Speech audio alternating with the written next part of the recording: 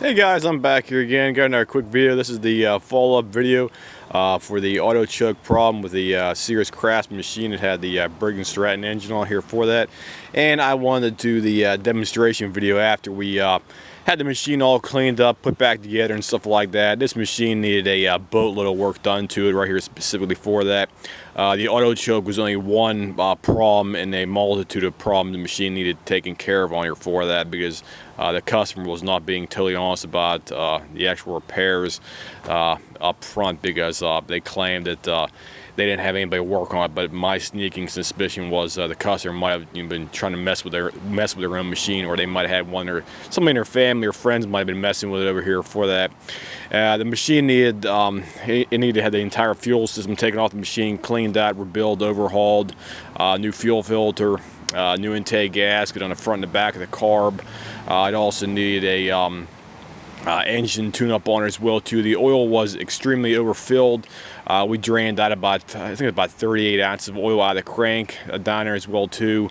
The flywheel keyway was knocked out of position, only about probably about a few degrees, and that was another problem on it, because we always like to check the flywheel, because unfortunately the guy's blade is all chewed up underneath there as well too. And right now I just want to do a demonstration to verify the functionality of the auto choke after we had the machine all put back together, cleaned up, ready to go, because the machine's ready to go back to customer as it is right now. We called the customer. They're going to come over, pick it up probably tomorrow, and have it demonstrated for them to make sure the thing's functional for that. And we also told the customer not to loan the machine out to any friends or family, or hit any kind of rocks or stumps or roots in their yard as well too out there for that. So I want to show you what the auto choke should look like in the default position when it's cold on a typical Briggs auto choke engine, as it is for this one right here. So the position right now, you see it is in the closed position. The auto choke mesh, or I should say the choke lever, the choke plate is in the current closed position, as it should be on a cold engine right here, guys. That's how it should be.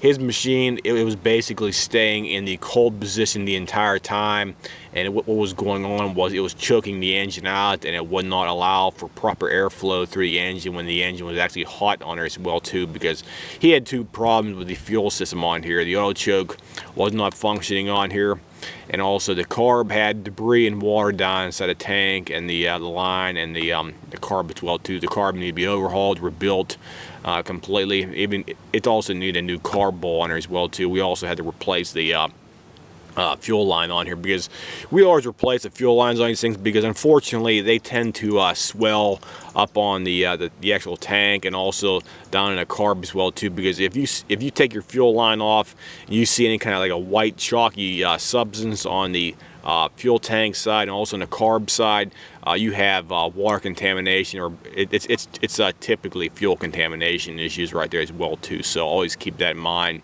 Always replace the fuel filters on these machines anytime you take them off, because if you got something that's 5 years old out there, more than likely the fuel line does swell over time, because it's being put up on the tit right here for the intake, or I should say the output side right here for the car, or the tank, and it's the intake side, and the carb also makes the fuel line swell up a bit as well too on there. Plus, if you do have dirty or contaminated fuel on the machine, it's going to cause white chalky substance to appear on the one side up here, and also on the side where it mates up to the carbs intake pipe on there as well too. So anytime you take them off and you see that kind of white chalky substance on there, that's definitely fuel contamination issues, and your fuel system needs to be totally cleaned out and overhauled and rebuilt for that one specific reason.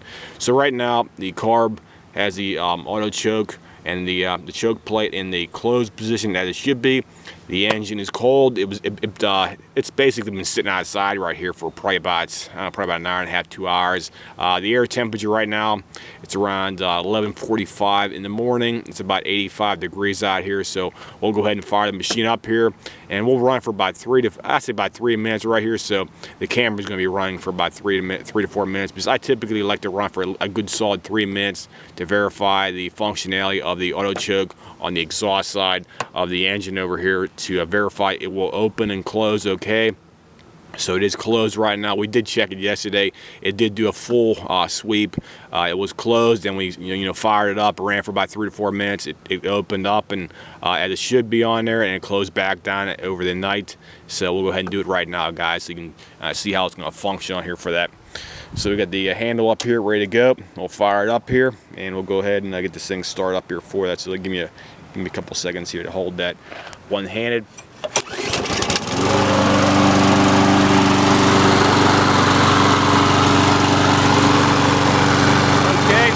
Auto choke is open. That's how it should be right now. So we'll go ahead and let it run for about 3 minutes, and you'll see how the auto choke functions when it's warm. The actual engine is warm.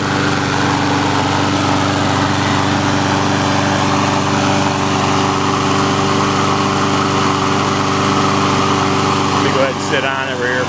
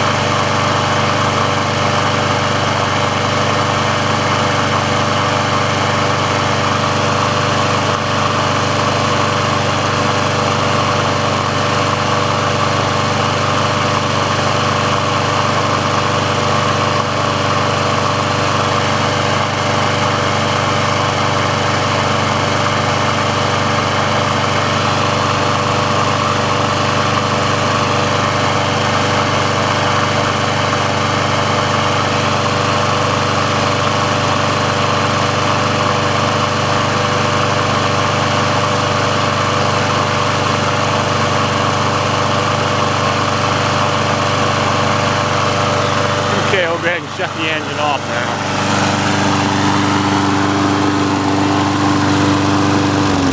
And pull the stick off there.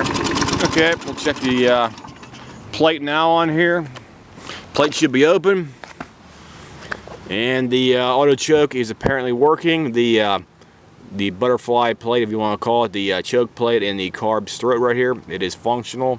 It is opening all the way, so the carb is functional on there. You can see the choke plate is fully in the open position right now. So the auto choke mechanism on the exhaust side of the engine, where it comes out of the exhaust system, apparently is working okay. So the machine is ready to go for that. You always have to verify the functionality of the machine after you get done installing a new part. We did that right now. I do strongly advise and recommend to run the machine for at least 3 minutes, depending on the temperature outside. Me personally, if it's hot outside right now, run for at least 3 minutes. If it's typically colder, maybe like between, I'd say like 32 degrees and like 50 or 60, you might have to run for 5 minutes out or so. Take more time if it's colder out there, but if it's relatively hot like it is today out there, you're going to run for about 3 minutes and verify the functionality of the auto choke. It is functioning great. There's no problems with it. It's pushing open on the top banjo portion of the we're going to call the big plastic arm that goes from the carburetor top over to the exhaust side over there for that. So it's functioning great. Is ready to go back to the customer. So the customer does call us back and says we might have screwed up the job, or did some kind of a incorrect repair. We can always verify and show the customer the machine does function, because we always recommend anytime somebody does have a problem like this on their job. This guy's problem on the auto choke originally was the auto choke banjo arm. It was basically bent over to the side, which means somebody had to have been messing with the engine's auto choke system on there by improperly installing the engine shroud back on the machine, and it was damaged in such a way where the auto choke would not function correctly for that. So we can show the customer here the machine does function, and we can alleviate the problem the machine was originally having, where the machine was starting up and running for a few minutes, staying hot, and the customer would shut the machine off, and they would come back to it and it would not start. And now the machine will start perfectly fine. So we'll go ahead and put the spark plug boot back onto the spark plug, as you see right there, and we'll go ahead and fire it up here again to verify the machine is functioning correctly. So give me a second here, get this thing situated here, the camera. Okay. And it fires up perfect, fires up like a gem. So it's running great, ready to go, and it has been demonstrated to function correctly when the engine is hot, with the auto choke functioning correctly. So we'll go ahead and shut off again. We'll spark plug boot off. And it's functioning great. The auto choke is working as it should, and as you see, it's still open on there. Get a better shot here for that. Sorry about that. Auto choke's functioning great, ready to go back to customer. And this machine is the Briggs Stratton. It's about a 6.75 horsepower engine, even though they don't have the horsepower rating anymore on these machines. It's all torque on these machines. This is a 7.25 190cc engine, this one right here as well too. And we'll give you a shot of the tag for the identification on here as well too, guys. This is the this thing wiped off here, 128M02-0952-F1. Data manufactured June 2012. This thing's about 8 years old right here. This is one of the better, I'd say it's one of the better ones out there, because the auto choke design by its very nature is relatively simplistic design, and there's less moving parts to fill as opposed to like some of the newer Kohler Courage engine design. So personally, this one, because it's less failure prone, I'd recommend getting one of these ones as opposed to the newer generation of the Kohler overhead valve engines out there for that. So if you're in the market, just get a Briggs Stratton flathead engine out there. It's a reliable, durable engine out there for that. Plus, if anything goes wrong, it's relatively easy to fix these kind of problems and for that, as long as the customer didn't mess around and try to jerry-rig or screw around with the machine under for that. Because we always advise everybody that comes over here, we're not going to work on something that was messed around with. Somebody took it to some other shop and they might have altered or did some kind of a jerry-rigging on the machine, because I'm not going to fix up somebody else's screw-up job.